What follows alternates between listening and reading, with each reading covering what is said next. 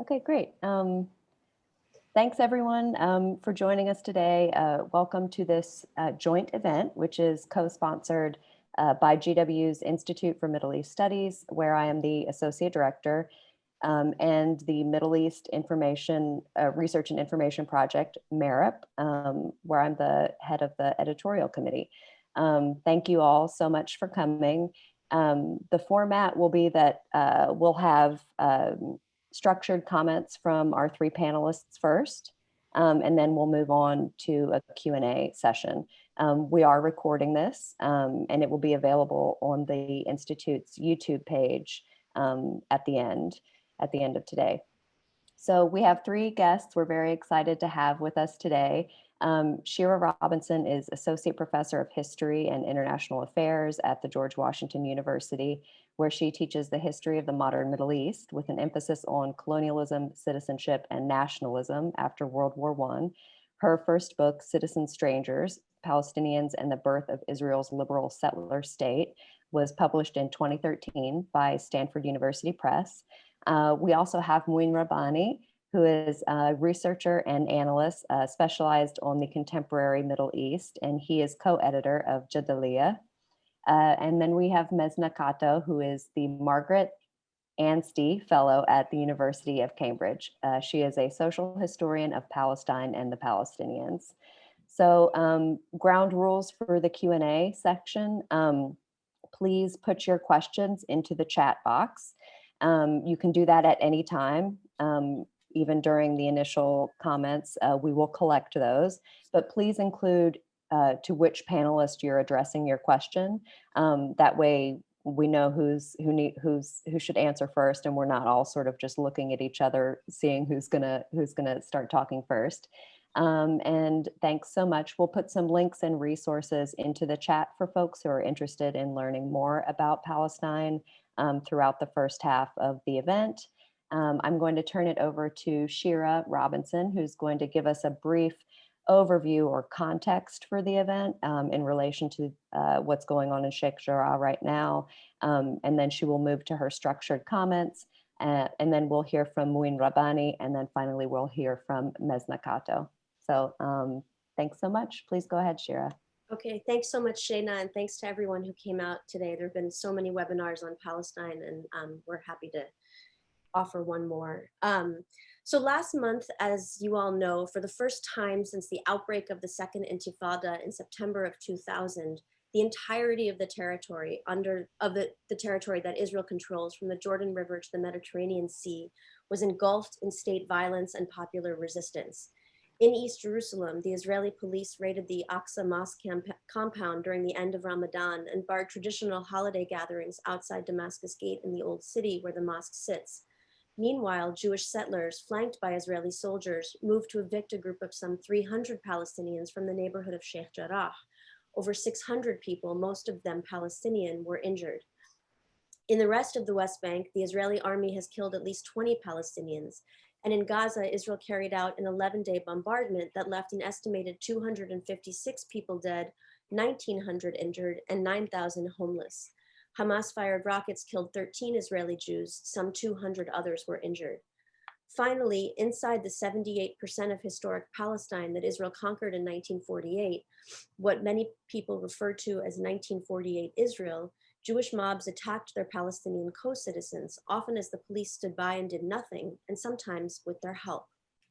In the last 6 weeks, the police have placed many communities of Palestinian citizens under quasi-military occupation and detained nearly 2,000 of them who dared to protest not only the events in Jerusalem, Gaza, and the West Bank, but also the increasingly explicit pillars of Jewish supremacy that oppress them in their own communities. Now, historians specialize in identifying change and continuity over time. I want to spend my time reflecting on how we got here, specifically the ways in which this moment is the result of short and long-term developments. In one sense, the events of May 2021 represent the culmination of the ultranationalist lurch in Israeli politics over the past 2 decades. Since the start of the Second Intifada, we have seen an open embrace in Israel of racial supremacy that has produced a widespread view of Palestinian life as disposable. Within 1948 Israel, the democratically elected Knesset has passed a battery of new laws designed to remove Palestinians, who number 20% of the population, from public life, and to facilitate their dispossession in the Naqab or Negev desert in the south and the Galilee in the north. Together with the army, the Knesset has also taken unprecedented steps to annex the already racially segregated West Bank, where some 622,000 Jewish settlers and 3 million stateless Palestinians live under separate and unequal laws. And the Knesset has backed the deepening pulverization of the Gaza Strip, where for the past 14 years, 2 million more stateless Palestinians have been living under a devastating blockade that has curtailed their access to employment, but also food, clean water, and medical care. The peak of this legislative assault came in July of 2018 with the Knesset's nation-state law, which declared the right to self-determination in all of the territory under Israeli control as, quote unquote, unique to the Jewish people, and where, quote, the development of Jewish settlement, unquote, is a national value. This in a strip of land where half of the population is Palestinian, or in Israeli parlance, not Jewish. So there is this ultra-nationalist lurch that we can talk about in Israeli politics over the last 2 decades. But at the same time, there's always an at the same time, it would be a mistake to accept the common refrain that the ascendants of what one Israeli Palestinian citizen of Israel scholar named Raif Zarek has called Israel's settler right. It would be a mistake to accept the refrain that the ascendance of Israel's settler right represents a tragic perversion of the original national dream, or an abandonment of the state's foundational commitments to equality and pluralism. For the past century, the Jewish settler project in Palestine has been dogged by an existential conflict between territory and demography, the challenge of creating a modern Jewish republic in a land inhabited by another people. This challenge cannot be overstated. I'm going to go into a bit of historical detail here because this detail is erased from the diplomatic conversations around the 1967 occupation and the idea of the two-state solution. I want to make 3 main points. Number 1, Israel's view of Palestinians as a problem by virtue of their presence on the land as non-Jews is the same problem, regardless of whether they live in 1948 Israel, in East Jerusalem, in the West Bank, or in the Gaza Strip. Over time, the state of Israel has come to deploy different technologies to control Palestinians in each of these territories, but all of those technologies follow the same logic. That is, seeking the maximum amount of Palestinian land with as few Palestinians as possible. Point number two, Israel has never been a Republican democracy in the sense of the state belonging to all of its citizens. Instead, the state of Israel has always been reserved legally and by custom for one group, the Jewish people, at the direct expense of the other, the Palestinian people. Point 3, without addressing these 2 facts, the Palestinian people will always be at odds with Israel. The outpouring of unified Palestinian protest from, quote unquote, the river to the sea that was reignited in May will deepen. The Zionist movement, or the Jewish National Settlement Project in Palestine, began in the 1880s when the region was under Ottoman rule, but it may well have petered out were it not for World War I. After the war, the League of Nations, quote unquote, awarded Palestine to the British Empire, which had already pledged its support for the establishment of a Jewish national home in a land inhabited by a population that was 90% Arab. Britain's mandate was supposed to be temporary until the people in Palestine became mature enough, quote unquote, to become independent. The problem was that there were 2 people seeking independence, and Britain was contractually obliged to support them both. Indeed, during the 30 years under British rule until 1947, the Jewish settler leadership worried that Palestine's Arab majority might win their political struggle for national self-determination before the growing Jewish immigrant population could achieve a sufficiently critical size to claim the country for itself. This did not happen. The Jews reached only 1/3 of Palestine's population by the end of World War II. And when the UN voted to partition the country in November of 1947, nearly half of the population living in the territory that was to be allotted to the Jewish state was projected to be Arab, nearly half. Behind closed doors, the leadership of the Zionist movement worried that this future citizenry in Israel would legislate away the pillars of Jewish privilege on which the state had always been conceived. In other words, Jewish settlement leaders or Zionist leaders were not worried about a security threat posed by the Arab population, but rather a political one.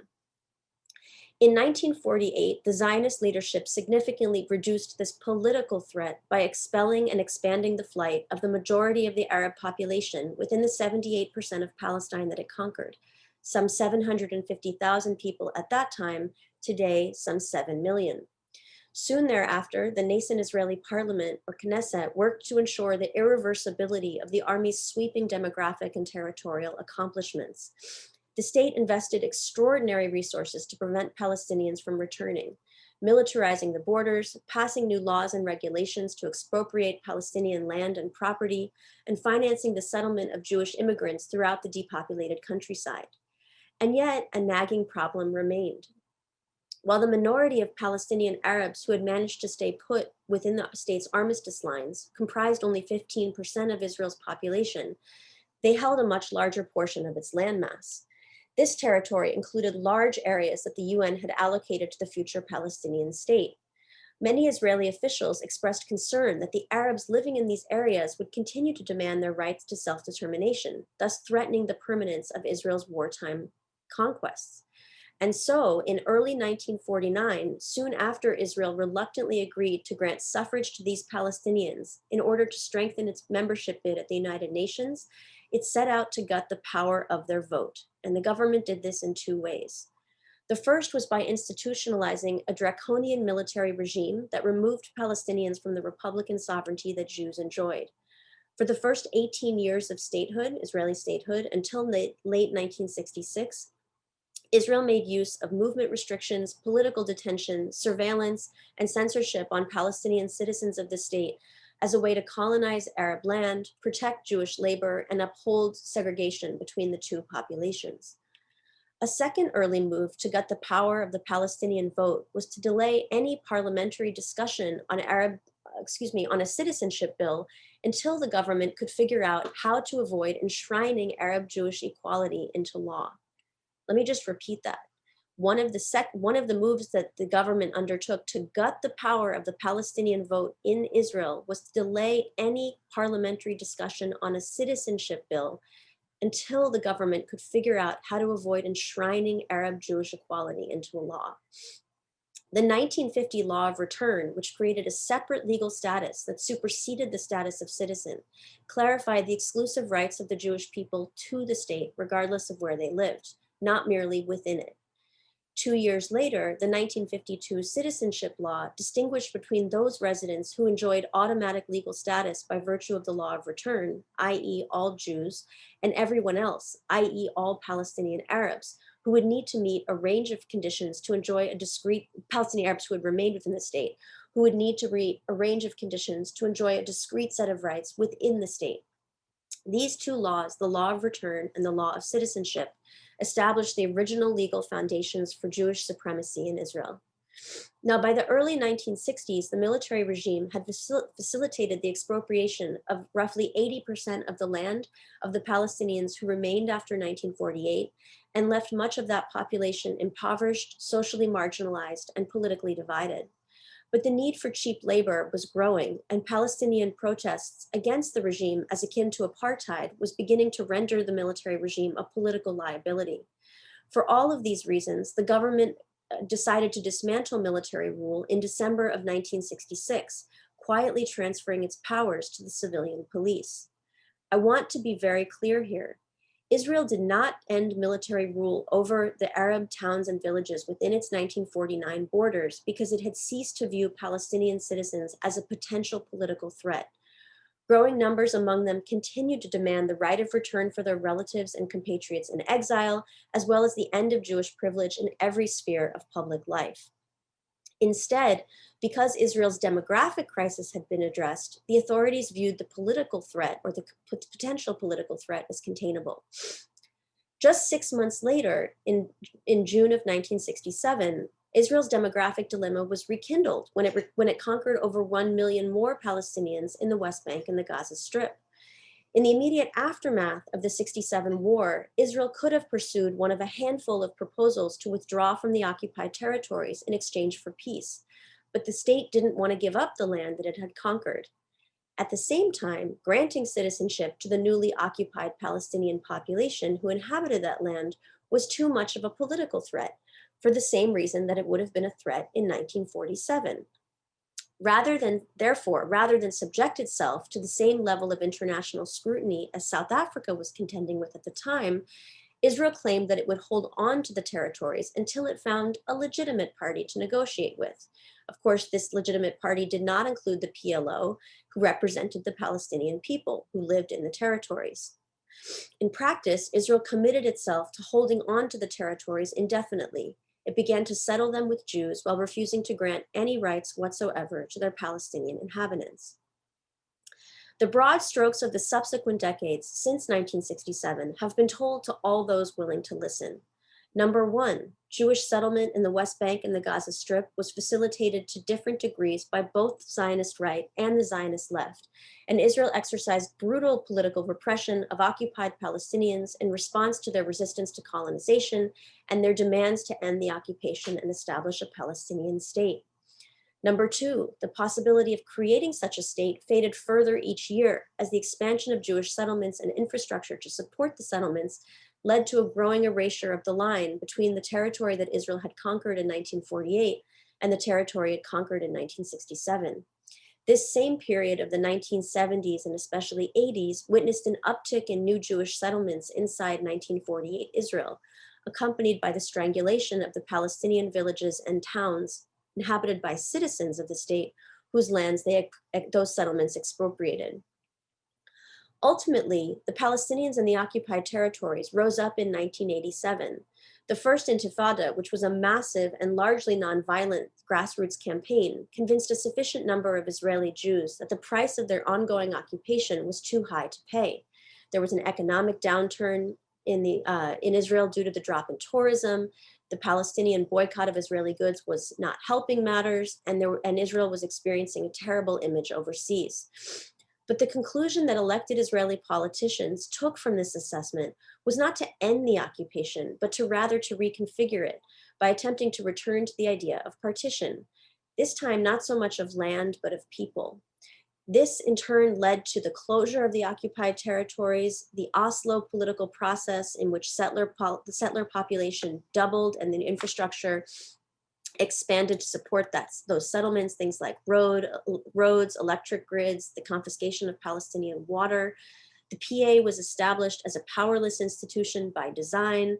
In response to all of these things and the downturn in the Palestinian economy in the occupied territories, you had the Second Intifada, which was followed by this establishment of the so-called separation wall or the apartheid wall. You have the siege imposed on the Gaza Strip in 2007, and you have the battery of new laws that I opened up my remarks with. But the separation between Palestinians and Jews has failed because Israel continues to try to take Palestinian land without the Palestinians who live on it. I would argue that the old formula has broken, and the new governing coalition that was announced over the last few days certainly is not in place to fix it. Perhaps because there was nearly nowhere left within Palestine for the Palestinians to go, perhaps because a people can only be deprived of their rights for so long, and perhaps because we have a different international climate. And now thank you so much, and now I'll turn it over to my colleague Mouin Rabbani. Thank you. Okay, great. Mouin, I'm going to go ahead and pull up your myths and let everyone see those. Right. Thank you. I would like to thank the Middle East Research and Information Project, MERIP, and George Washington University's Institute for Middle East Studies for organizing this event and inviting me to participate. Given that women are often under or unrepresented at such events, I'm particularly pleased to be the token male on this occasion. The first myth I will address is that anti-Zionism is a form of anti-Semitism. During the 1975 United Nations General Assembly debate preceding the international community's adoption of the landmark resolution declaring that Zionism is a form of racism and racial discrimination, the US permanent representative to the United Nations, windbag extraordinaire Daniel Patrick Moynihan, declared that the United Nations is about to make anti-Semitism international law. His statement echoed a declaration made 2 years earlier by the Israeli Foreign Minister, Abba Eban, that one of the chief tasks of any dialogue with the Gentile world is to prove that the distinction between anti-Semitism and anti-Zionism is not a distinction at all, end quote. In point of fact, the distinction between anti-Semites and anti-Zionists is as clear as the distinction between Jews and Zionists. Anti-Semitism is, quite simply, prejudice, hatred, discrimination, or violence against Jews at the individual, collective, or abstract level solely on account of the real or perceived Jewish identity of the victim. Anti-Zionism is, by contrast, opposition to a specific political ideology, the movement it spawned, and the state it established. The specific ideology in question is, of course, Jewish nationalism, or contemporary political Zionism. Zionism initial opponents, it should be recalled, were neither European anti-Semites nor Palestinian Arabs, but rather Orthodox, liberal, socialist, and anarchist European Jews who believed that Zionism was either an act of religious blasphemy or a secular heresy that undermined the struggle for Jewish emancipation in Europe. Until at least 1945, and probably through June 1967, the majority of diaspora Jews were in fact either non or anti-Zionist, a pattern that appears to be repeating itself in the 21st century. Just as one can be both Jewish and anti-Zionist, so one can be both Zionist and Gentile. Joe Biden, for example, is a devout Catholic, yet has declared himself a Zionist.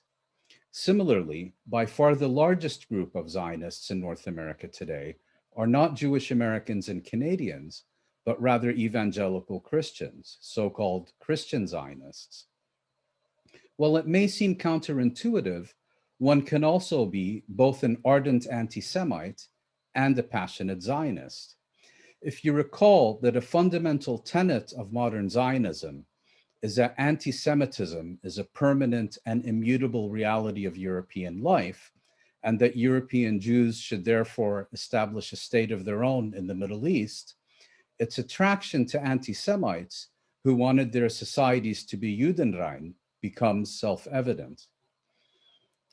The attempts of Zionist leaders to obtain the support of anti-Semitic politicians on this basis throughout the first half of the 20th century is in fact very well documented, not least in the memoirs of these leaders themselves.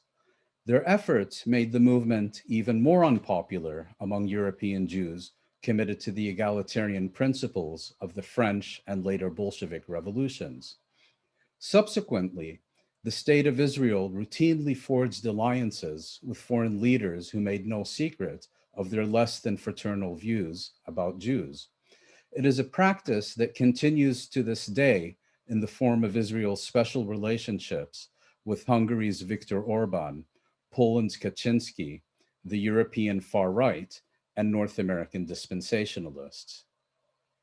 More recently, and particularly since the attacks of 9/11, we have seen the extreme right in Europe and North America adopt the Israeli flag as an emblem and model for their opposition to what they term the Islamization of their societies on account of migration from the Middle East and Africa.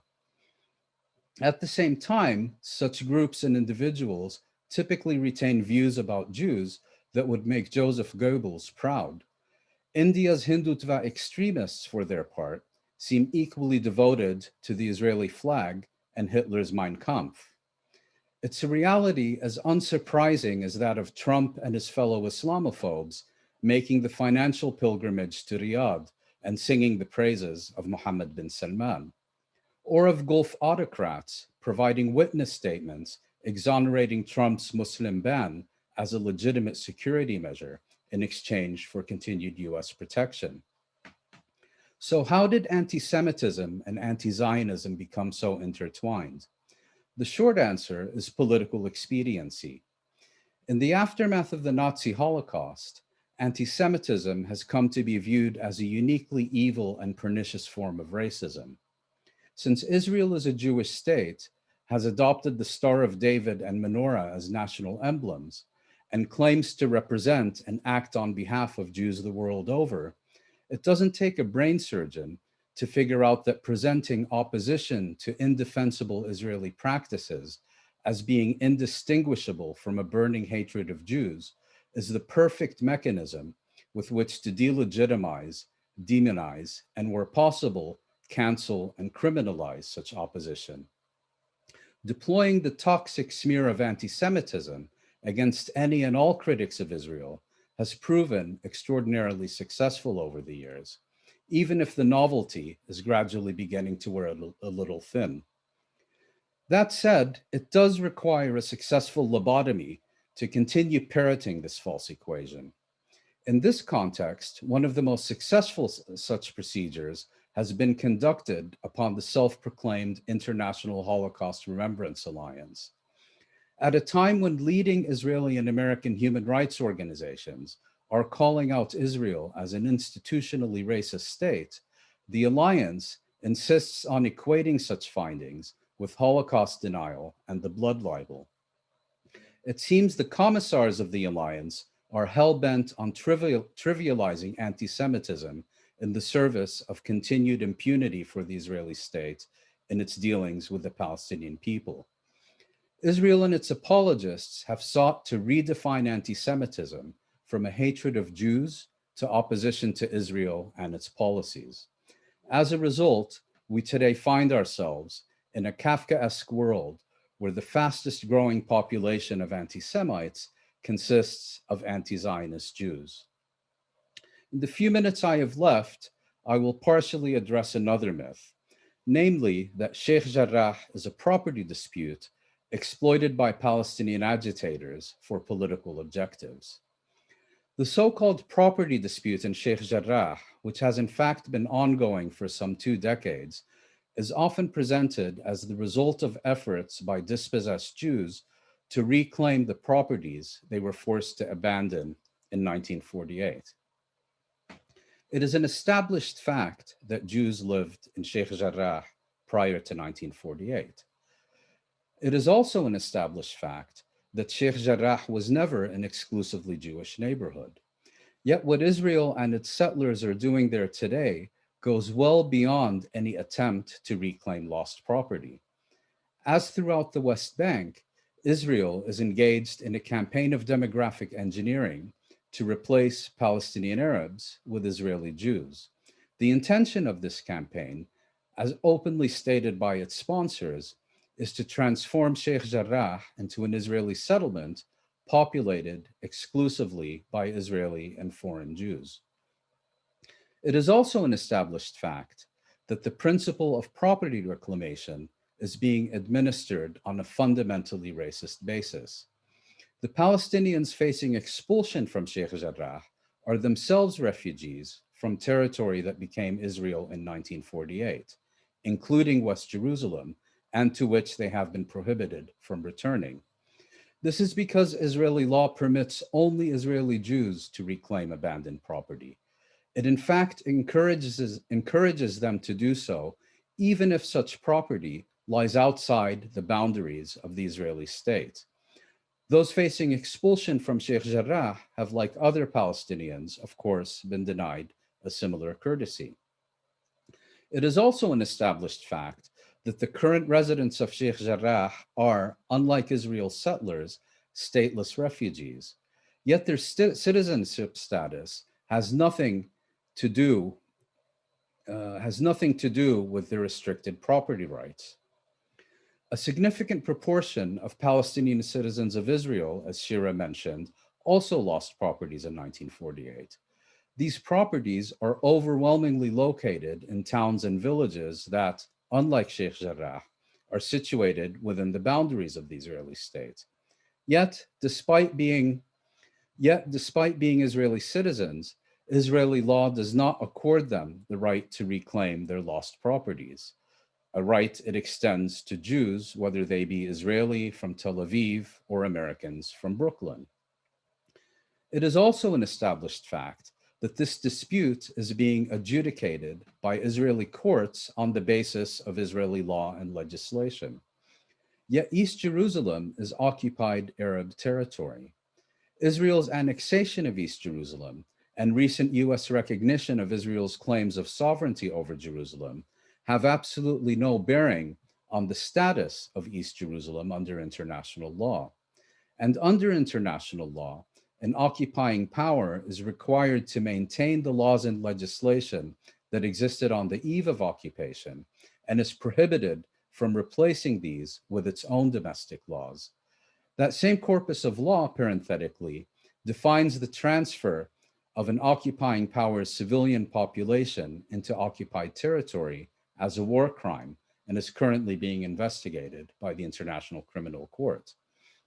Indeed, we would do well to constantly remind ourselves of the colonial context in which this issue is playing out.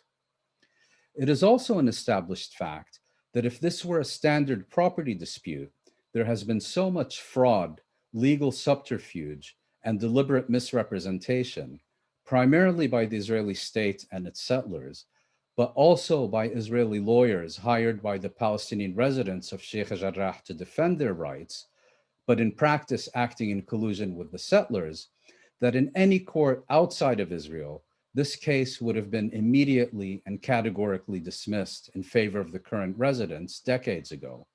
Anywhere outside Israel, the settlers and their sponsors would have been lucky to escape a significant prison sentence. Finally, it is also an established fact that none of the Israeli plaintiffs claiming ownership of Sheikh Jarrah property have any connection to those Jews who resided in Sheikh Jarrah prior to 1948. Israel and its settlers are, in fact, making their claims on an exclusively sectarian basis. They are in effect stating that because Jews lived in the area, in these properties prior to 1948, and because the present claimants are also Jewish, the latter have a natural and established right to these properties. Please reflect on that, because I think the absurdity that lies at the heart of this issue needs to be properly recognized. If you're not convinced, consider the case of former Israeli Attorney General and retired judge Michael Ben Yair. Ben Yair was born in Sheikh Jarrah in 1942, and his family fled East Jerusalem during the 1948 Palestine War and was thereafter compensated for its losses. Yet, unbeknownst to the Ben Yair family, a settler organization, Meyashvet Zion, with the full weight of the Israeli state behind it, years ago succeeded in having itself appointed as the Ben Yair family's trustees, and in this capacity took control of the former family home. It has since collected hundreds of thousands of shekels in rent from the property's Palestinian residents. Ben Yair is now fighting a losing battle to claim ownership of the building to which he has a higher claim than the settler organization, and has stated that he does not want to see the current Palestinian residents expelled from it. Meyashvet Zion, like other settler organizations promoting the war crime of illegal colonization, is presumably registered as a tax-free charity in the United States. Its activities recall the statement of Sheikh Jarrah settler Jacob Fauci of Brooklyn, which recently went viral when he explained to Mona Al-Kurd, "If I don't steal it, someone else gonna steal it." By way of comparison, I'm currently in the Netherlands, where relations between Catholics and Protestants have not always reflected the principle of Christian brotherhood. Imagine if a Calvinist sect took control of the Dutch state and declared that in order to put Catholics in their place, any Protestant, whether from Holland or anywhere else in the world, is entitled to reclaim any property anywhere in the Netherlands that is currently inhabited by Catholics, but was at any point in history owned, inhabited, or simply claimed by Protestants. That's essentially what is playing out in Sheikh Jarrah and Palestine as a whole before our very eyes. Thank you. Thank you so much, Mouin. And now we'll move to Mezna. Hi, everyone. Thank you for being here. Thank you to Shana and the Institute for Middle East Studies at George Washington for hosting. And as always, the Middle East Research and Information Project for organizing and being such an important, critical, principled, independent voice on Palestine, Israel, and the broader Arab world and Middle East for 50 years. It's an honor and a privilege. On to some myth busting. So with my myths, I'd like to take on two that strike me as both persistent in their usages in media, on social platforms, and at the proverbial, especially now, water coolers, potlucks, and family conversations. These myths are pernicious because of the way they blinker our ability to understand how power works, what history offers, and what particular political categories actually mean. Myth one, this is a conflict between Israel and Hamas. Now, this myth comes in various forms. Sometimes it's used to place boundaries on the conflict, confining it to narrow military terms and to two parties at war. And you often see this in the utilization of language around civilians versus combatants, armies versus factions, etc. This sometimes has human rights purposes and is utilizing human rights discourse, but by and large, that isn't the way we'll be talking about it today. The second is a kind of both sidism, i.e., this is an eternal tit for tat between Hamas rockets and Israeli missiles, an unceasing circle of violence, a permanent war begotten, led by two adversaries immovable in their political positions and their sense of self-righteousness. Another way that this myth is sometimes utilized is that it can sometimes be a slippage between addressing Hamas or addressing Palestinians or Palestine. When it's used this way, it sometimes aims, with good intention, to distinguish between Hamas and Palestinians, as if Hamas members or supporters or organizers were not also Palestinians. And this is sometimes used as a way to cleave Hamas off from the rest of the Palestinian population. Hamas members and supporters as bad Palestinians, others, civilians, nonviolent activists as good Palestinians. Some facts. Israel is a nuclear power. Hamas is not. Israel is backed by the US and EU military, economic, and ideological largesse. Hamas is not. Israel has a seat at the UN, is accorded international state recognition, and access to multiple levers of political, legal, and economic power. Hamas, by and large, does not. What is Hamas? It's a political and social party founded in 1988. It's one of many. It has supporters, it has detractors.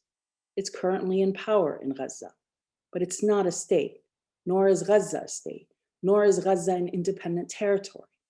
In fact, it's a sieged territory, and it's under siege by Israel. Moreover, Hamas, in fact, is only part of a broader coalition of military resistance groups in Gaza. The rockets, the Hamas rockets, are not, in that sense, only those of Hamas. They could be of Islamic Jihad, of the Popular Front for Liberation of Palestine, and of a myriad of military factions, though it is, of course, the largest. So what's going on? What is actually going on is that Israel is a settler colonial state. One, as Shira and Mouin have so carefully described, aims to gain as much territory as possible, not just land, but also resources, including that in the air, in the sea, and underground, with the least number of Palestinians under its rule. By international law, but more so on the basis through which any nation or people can claim themselves as such, Palestinians have a right to resist such settler colonial ambitions. In other words, what often happens in the usages of this mythology, or this myth in particular, is that the tit for tat erases relations of power. Who controls who sets the terms, and what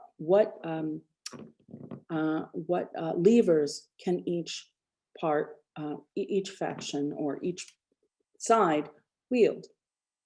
Moreover, it erases a long history of the relationship of armed resistance by Palestinians in a part of a broad configuration of mechanisms of resistance, electoral, for example, amongst Palestinians in Israel, boycotts and strikes, as we've currently seen by Palestinians all over Palestine and in the broader diaspora, and calls for, including the call for boycott, divestment, and sanctions, and also cultural forms of resistance and social forms of refusal and existence, or sumut.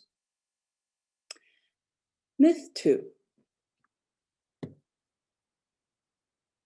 It matters who was there first. What does this myth look like?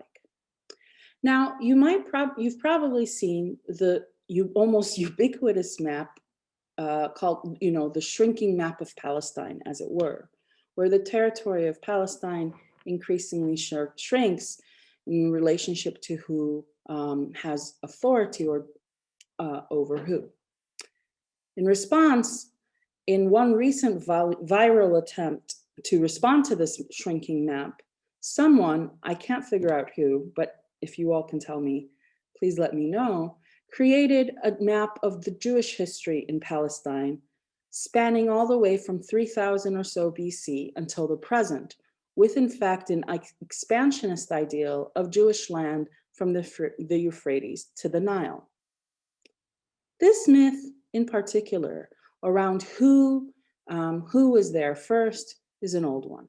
It's central to Zionist ideological armature. It's part of a collection of claims around the right to exist and self-determination. At its most vulgar, it might look like the map, but it's also the history around Joan Peters' 1984 blockbuster from time immemorial, where the story of Palestine becomes a story of settlers arriving to a desert, making it bloom, and in a vast emptiness with scattered Arab tribes. Now, part of the way that Palestinians have responded to this question of firstness is to insist that no, they were there first, and to go back further in history.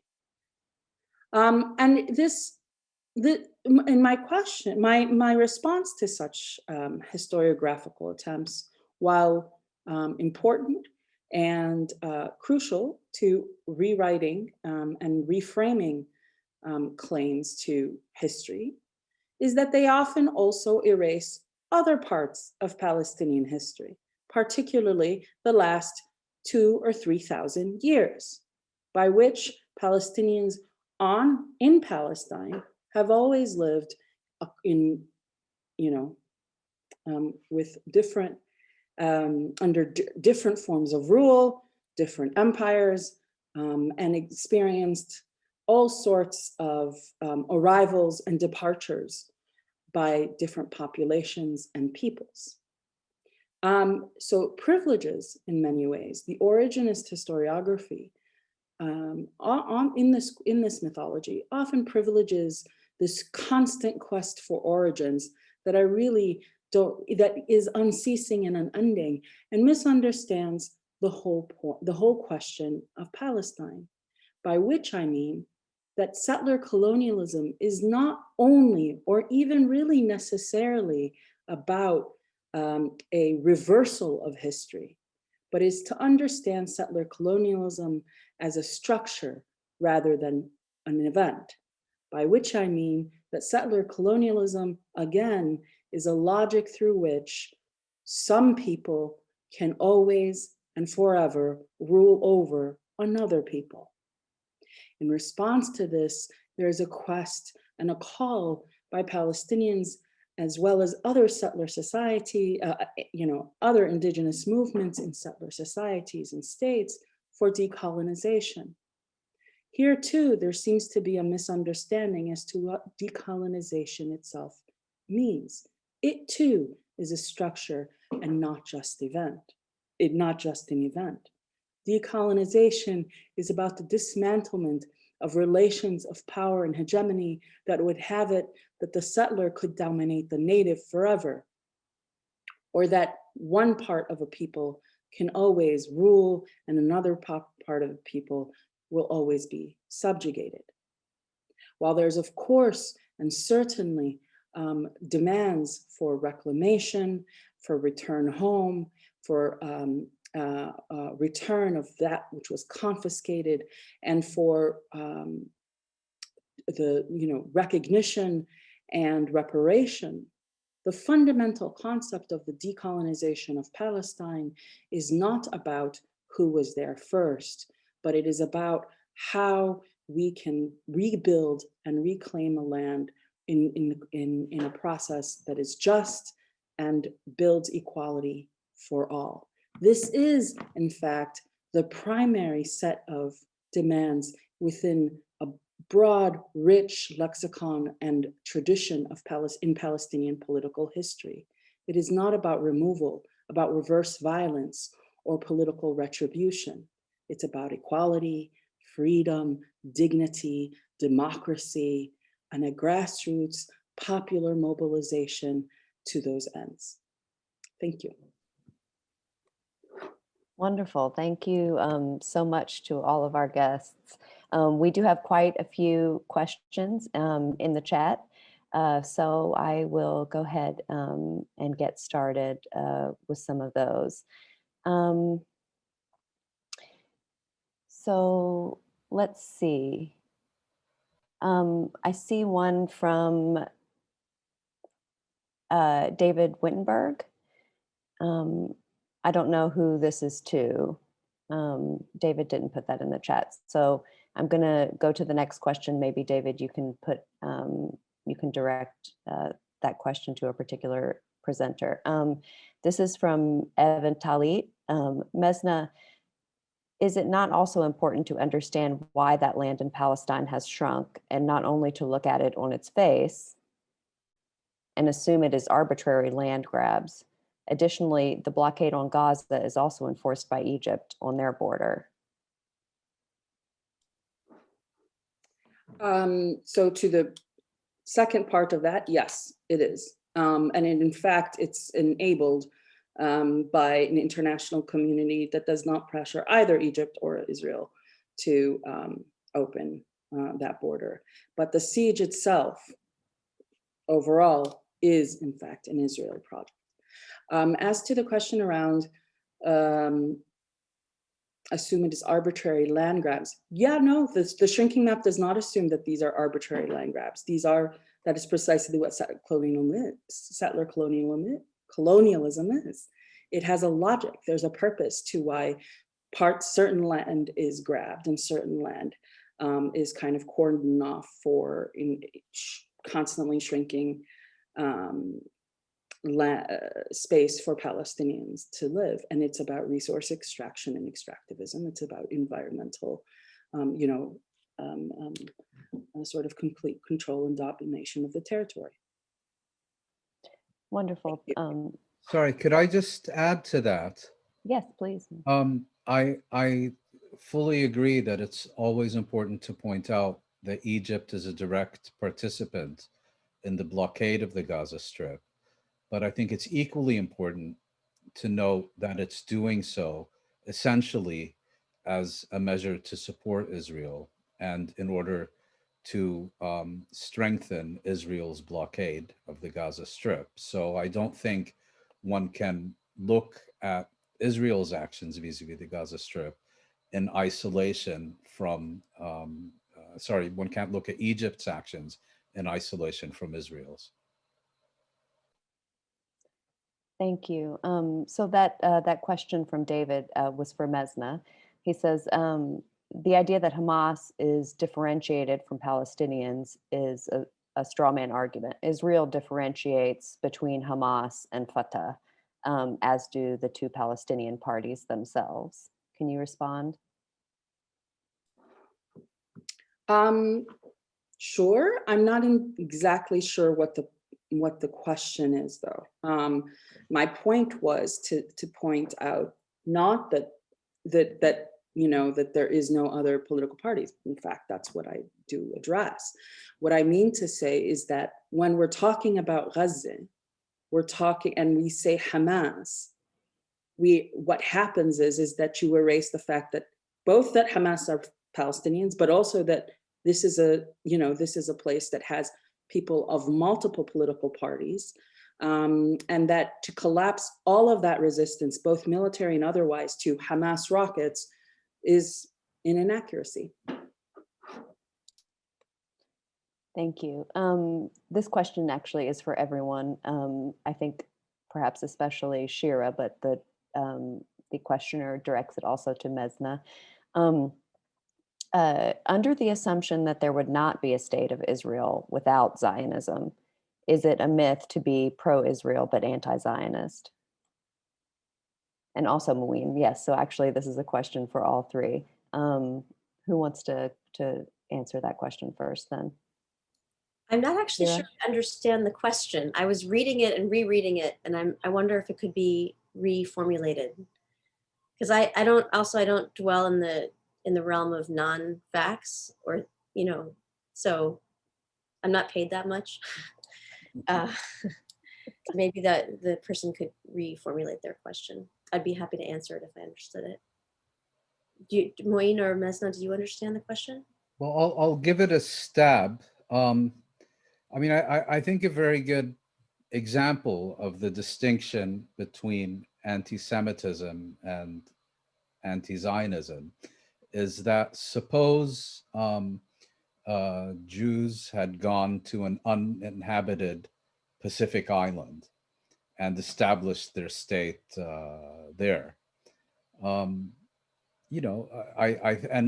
that the state had become a model member of the United Nations. I think the only anti-Zionists that would be left would be Jews who are opposed to the idea of the existence of a Jewish state for reasons that concern questions of Jewish identity and Jewish rights. But beyond them, I think most people probably wouldn't give a hoot about either the existence of the state or what it did. But if you're an anti-Semite, you would still be ranting and raving about the Zionist occupation government and how it controls, how it's controlling the world's media and politics and high finance and all the rest of it. So I think the distinction between the two is very clear. You have one group of people whose views are based on a false abstraction, and then you have another group of people whose political position is based on reality. Excellent. Thank you. So we have one sort of empirical question. This is for Mouin.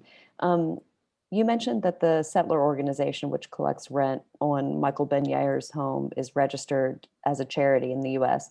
By your estimation, how common is this practice? So how common is it for settler organizations to be registered as overseas nonprofits? Right. Well, just to be precise, I said I presume it's registered as a tax-free charitable organization in the United States. And the reason I said that, and in response to the other part of the question, is that it's very common for such organizations to be registered as tax-deductible charitable organization. I think it's 501c is the official categorization of them. And if you recall the last administration, you had the trio in charge of US policy towards Israel and the Palestinians. You had, of course, the Sorcerer's Apprentice, Jared Kushner, And you had the US ambassador to Israel, David Friedman, and you had their chief negotiator, I think his title was Jason Greenblatt. All three of these people had, over the course of their lives, been very heavily invested in Israel's settlement projects and had done so primarily through tax deductible financial donations to these extremist movements engaged essentially in what are literal war crimes, the illegal colonization of occupied territory. But there, U.S. law encourages people to give. It's not neutral. It actively encourages people to donate wealth to these organizations because there's a tax benefit for people who do so. And I don't know, maybe Shira or Mezna, no, I don't know if there have been previous attempts to address this scandal, but it's an ongoing one. Shira, did you want to? I heard you sigh. Yeah. Oh, I thought I was muted. Yeah, actually, I'm trying to remember what the details were. There was a really fascinating article either yesterday or a few days ago in Haaretz about I'm trying to remember, but it was about like the Koch brothers and various American organizations that had been drafting the nation state law in Israel, and like their money had been a primary political and economic engine to get that law and other bills into parliament to affect Israeli political and economic life. There was sort of a push for Jewish, even more kind of chauvinistic Jewish nationalism, and also neoliberal dismantlement of the social safety network within Israel, 1948 Israel. So this story is a to be continued. The research for this is ongoing, and I think that as more journalists dip their feet into it, they're going to start following the money trail more, and we're going to see a lot more information about it. But this is not an area of my own personal research. Thank you. We have another question for Shira. To what extent can we compare Britain's colonial regime of state violence, et cetera, during the Mandate period to Israel's control of the territories and governance within its 48 borders? Yeah, I mean, as a historian, I'd always want to ask, well, what time period are you talking about? The Mandate had different phases, and Israel's occupation and state, period of sovereignty has had different phases. But I would say that overall, one of the main differences between the state violence of the British Empire in Palestine and the state violence of the Israeli state is that the British themselves were not directly invested in the settlement enterprise. They were supporting and backing and facilitating the Jewish settlement project in Palestine, but they were doing it in a sort of mealy-mouthed and somewhat mealy-muscled way, not at all times, obviously in combating the 1936 to 39 Palestinian revolt against the British Mandate and against the Zionist project. They were not mealy-mouthed at all. But the Zionist movement, backed by the military might of the Jewish state, has been directly invested in dispossessing the Palestinian people. That's one of their main tasks. So I think that's more apt to compare the violence of the French state in Algeria than it is to the Israeli state violence against Palestinians, than it is to compare it directly to the violence of the British colonial state, although there was a lot of violence on Britain's part as well. We do have a general question about how to avoid having the other side dictate the terms of debate. And I would encourage that person to check the links that we provided in the chat. These were organizations and websites that were collected from the presenters here today as resources that they suggested in order to be able to better understand the conflict, how to talk to family members about it, how to find sort of visualizations and infographics about the conflict itself. So I would encourage not only that audience member, but others to check those out as well. We have this question for Mezna. from Boris Kakas. He says, since the assassination of Yitzhak Rabin, the peace process has halted and the willingness has diminished on both sides. Palestinians seem more isolated than ever, even within the Arab world. How do you see the future of the peace process, and can there be a settlement similar to the South African Mandela de Klerk settlement? Right. I'm sure Mouin and Shira would also have some thoughts on this question. I would, first of all, wonder about the periodization of the question, and by saying that it's since Yitzhak Rabin that the peace process has halted. And in fact, to wonder what the peace process itself was actually about. Was it about peace, or was it about pacification? Was it about consolidating Israeli rule, or was it actually about creating a viable two-state solution? So that's just at the level of the question itself, really. But also, you know, I'm not there. A process by which Palestinians can't live in dignity and freedom is not a process that is necessarily worthy of revival. I think what is perhaps more, nor do I think that there's one way through which that dignity can be acquired. It's multiple avenues. I think that and I'm not sure that South Africa's current conditions can be described as ones that created the kind of freedom that Palestinians should aspire to. If political apartheid was removed, certainly economic apartheid was not. And I think, you know, capitalism and the way broader economic structures must also be dismantled in the way we think, and incorporated into the way we think about what freedom in Palestine should and could look like.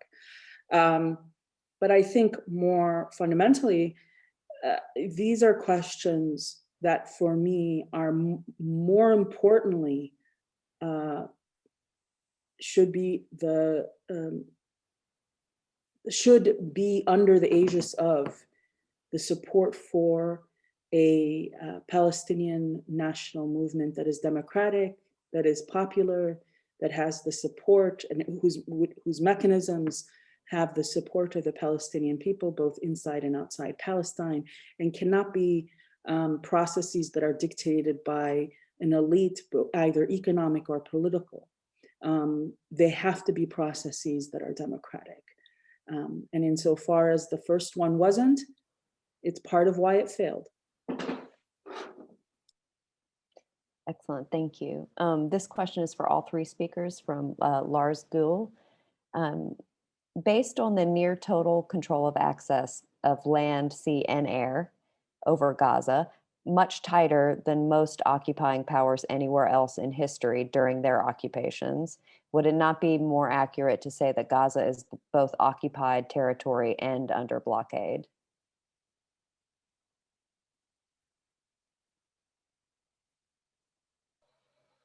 Should I take a stab at it?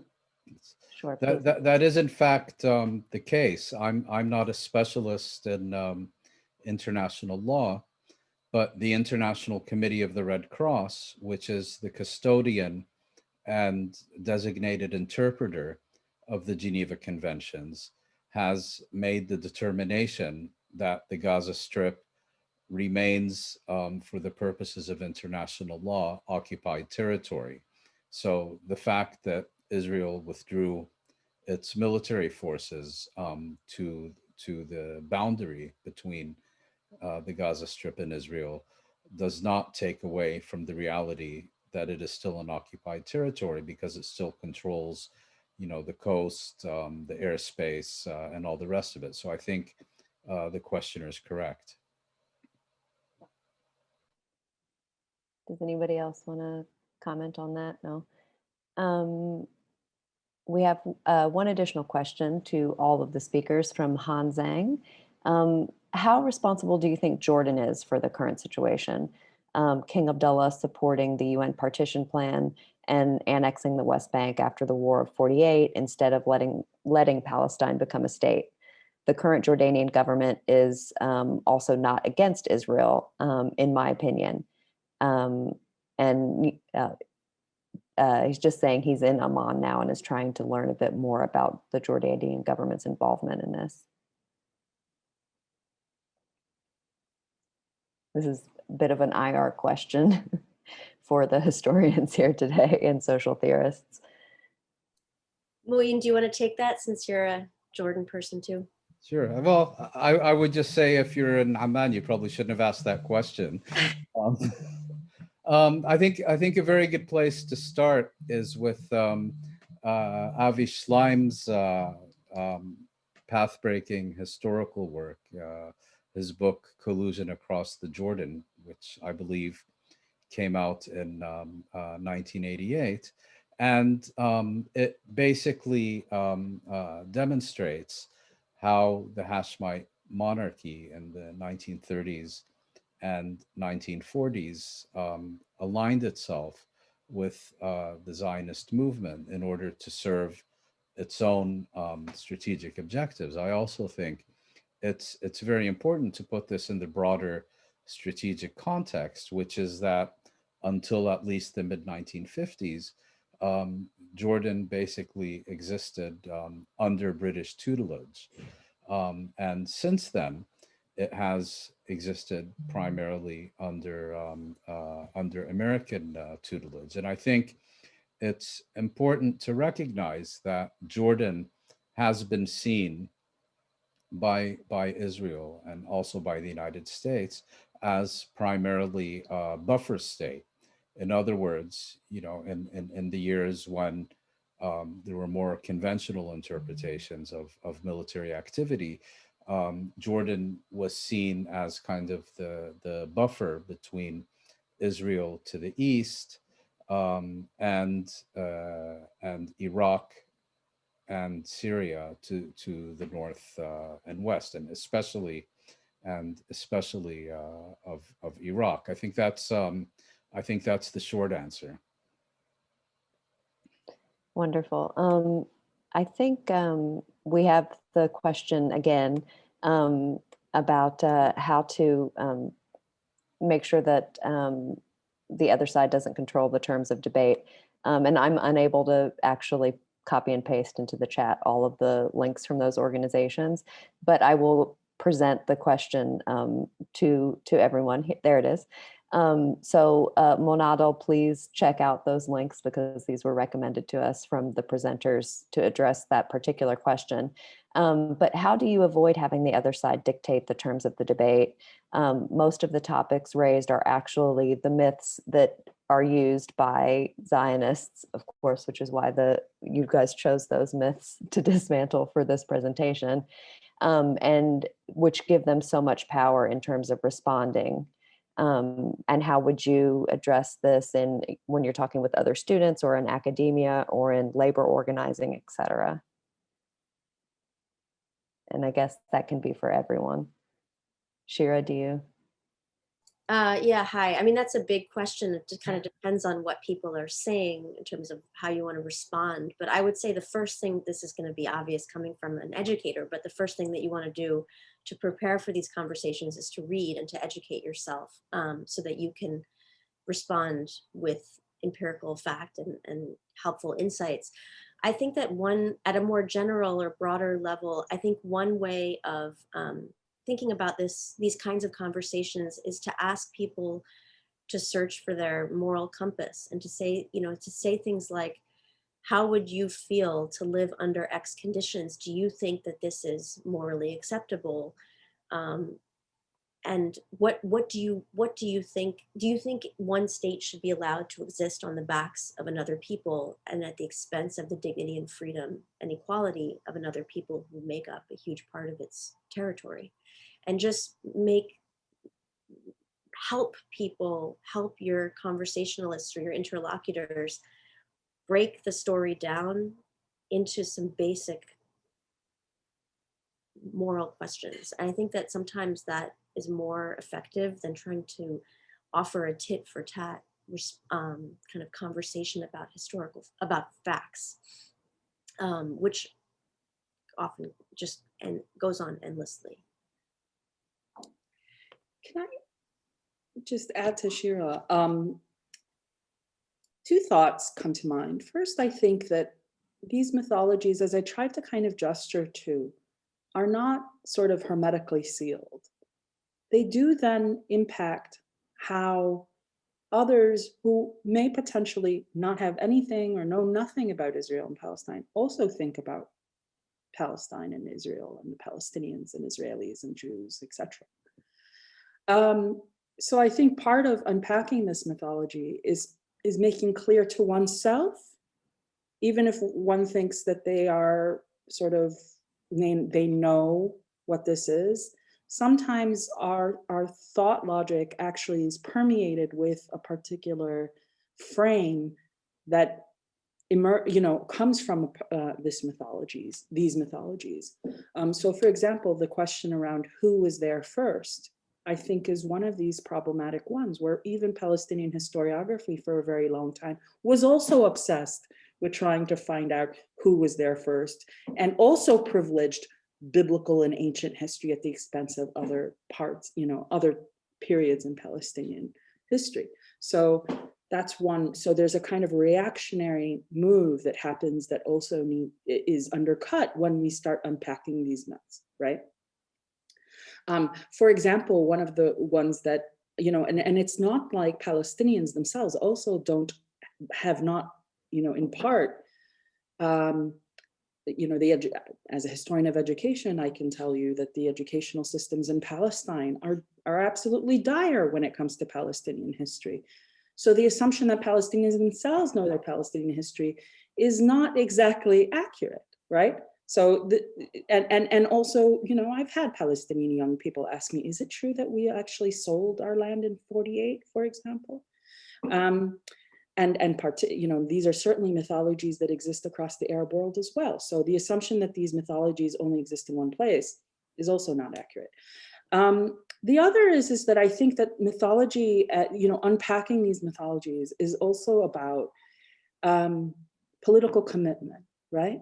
That education and pedagogical work is a political commitment that is about mobilization, that education can help lead, at least in part, to mobilization. Once people understand their own complicities, as Americans, for example, as British citizens, as EU citizens, in this unjust structure, but also a feeling of empowerment with that education, an ability to speak up, an ability to, develop their own voice and tell their own stories about their own experiences, and offering language and frames by which to do so. Could I think both Shira and Mezna gave very full answers, but I just nevertheless like to add a point of my own. I do think it's a very important question that was asked, and perhaps one way of answering it would be not to answer it in the context in which it was posed, but to take a similar issue, or rather a different issue, the current COVID pandemic.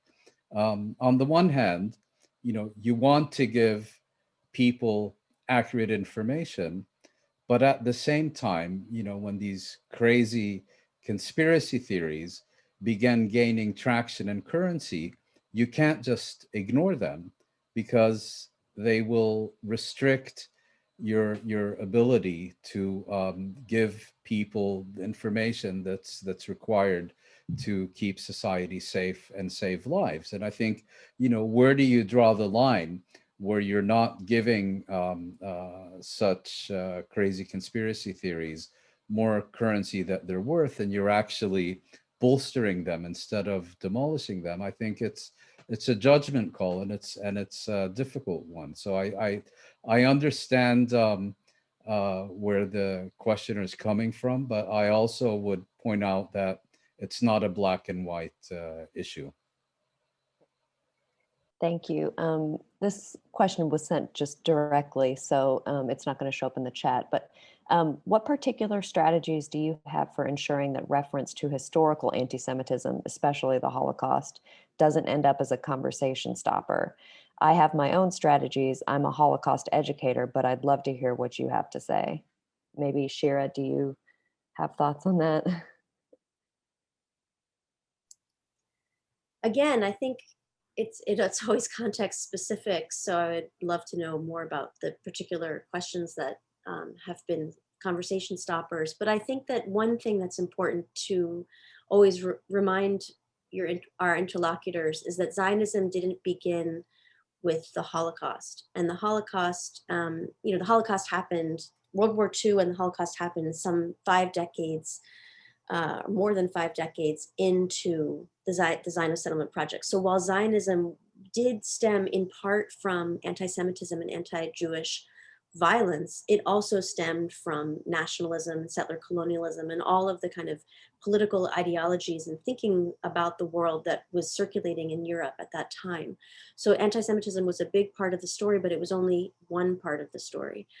Another thing I would point out to people who said, well, the Jews had nowhere else to go, if that is a question that you get, is to say, well, let's think about that. Why was it that the Jews had nowhere else to go? And it's really important that we consider why the United States didn't open their doors to more Jews, why South America didn't open their doors. So I guess I would turn the question around, if that is the question that was being asked, and say, well, why was it up to the Palestinians to accept refugees whose political leadership in Palestine would then use those very Jewish refugees to dispossess themselves? Why would that have made sense to them, to Palestinians at that time? So I think, oh, that was Lisa. Okay.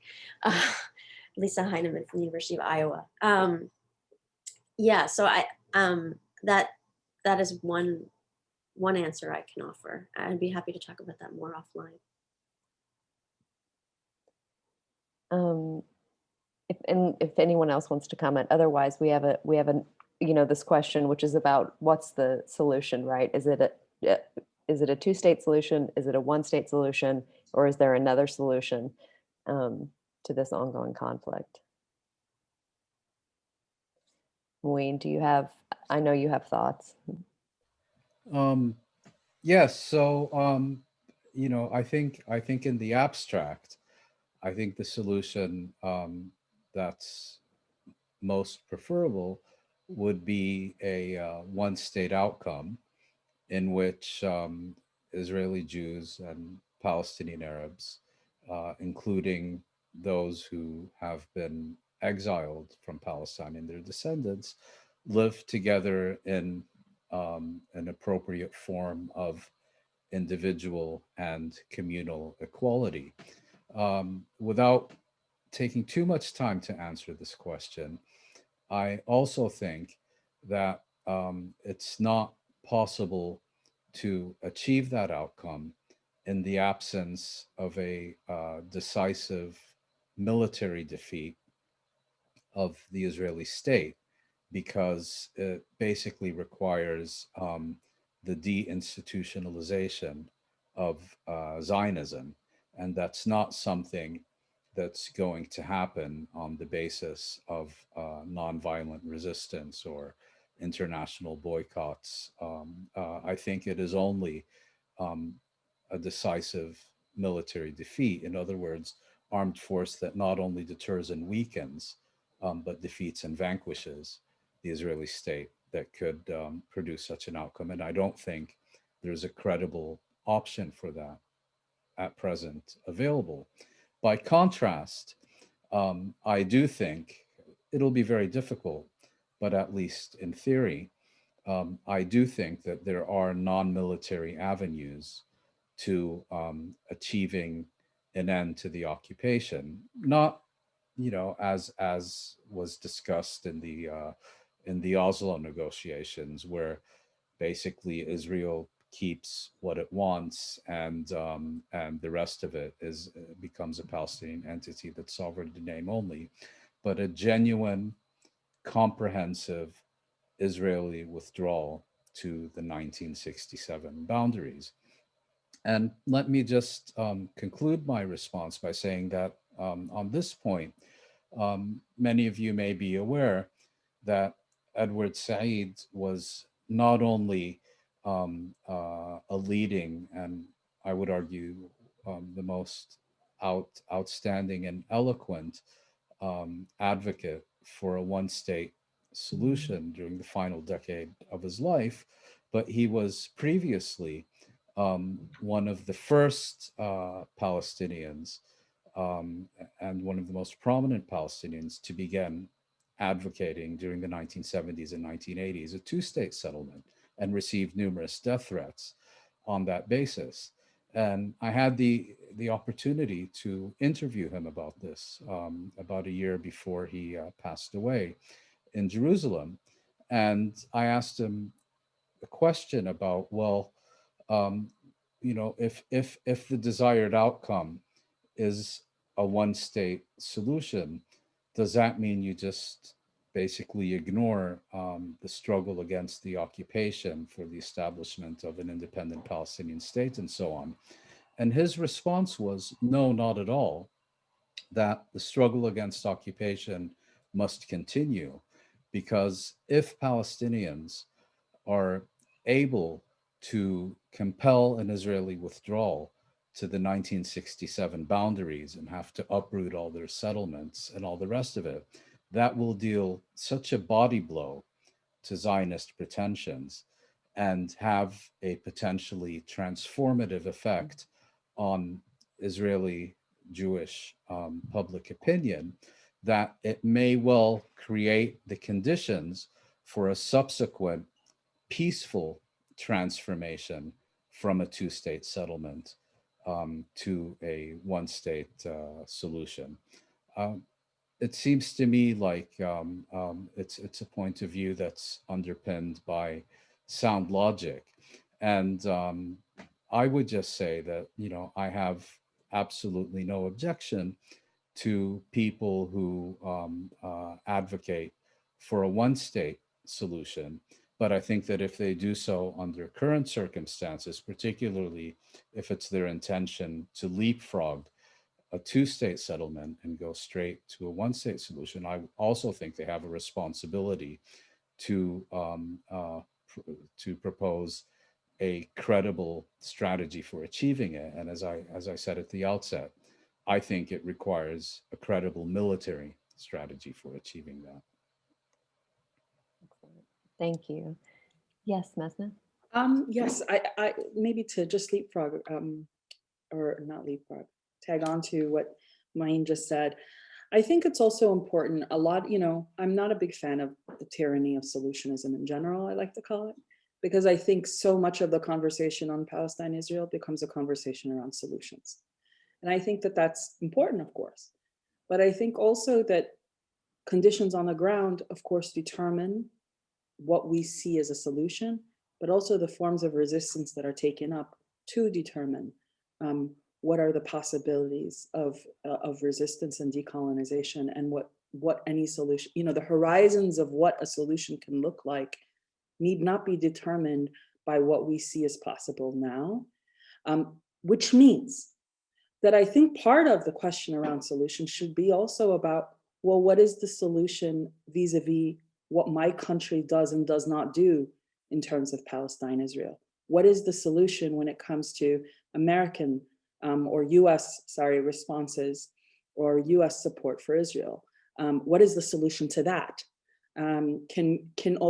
Is somehow, it's as if Palestine, Israel, or Palestine is in some sort of like floating in outer space, and that there is no regional context, let alone global and international context, that also determines and confines and narrows the capacities and horizons and, you know, parameters by which solutions are determined, accepted, legitimated, etc.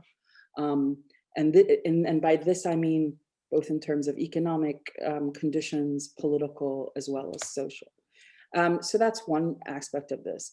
The other is that I think that there is something about this that is not just in response to Jinan's question on the thing, not just about the ending of the occupation, but a completely reconfiguration of a logic of by which people live on this land and territory. And occupation is just one aspect of the way that subjugation is enacted in Palestine. As Shira has pointed out, Palestinian citizens of Israel are also subjugated by this system, by a system of settler colonialism that includes occupation, but also far exceeds it in terms of the way power is meted out to Palestinians.